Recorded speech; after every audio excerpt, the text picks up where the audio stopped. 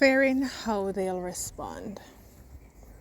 As a recovering people pleaser, one of the things I find the hardest to do, and that I will literally spend hours, days, and sometimes weeks procrastinating around doing, is the thing that I fear persons will not respond favorably to. I become like Gideon, asking God for a sign, and upon sign, and then still questioning him, and trying to figure out ways to get out of it.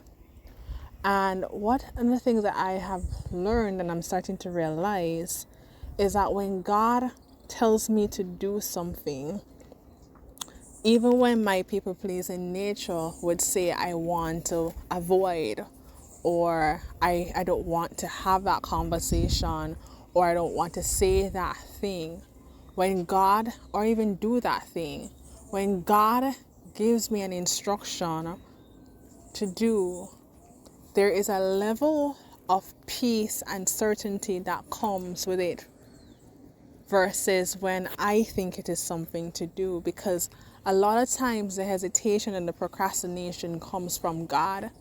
What happens if I do X, Y, and Z? What happens if I say X, Y, and Z? What will the person do? Will I still have their approval? Will they become somebody who goes against me? And those are some of the questions that come up, right? But one of the things that I've realized is not only do I have a certain level of certainty when I know that God has told me to do something or take a step, I am starting to realize that oftentimes taking that step is way beyond me. It is actually for that person's good as well. It's for my good, right? And my growth in ways that I never could understand. And so even though it is hard, it's fearful. It's really a fearful step to do.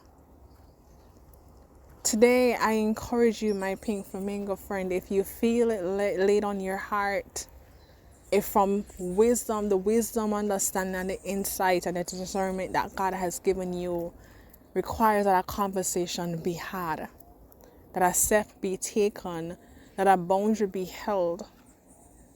Don't worry about the person's reaction. Don't worry about the fact that you may lose their approval. Well, I wouldn't say worry, but don't be so overly concerned about it that you stop and won't do a thing. Instead, trust that if God leads you to that action, trust that He has already factored in the results of that action, and He has already provided for you in ways that you may need. I'm not going to say that the person will respond favorably.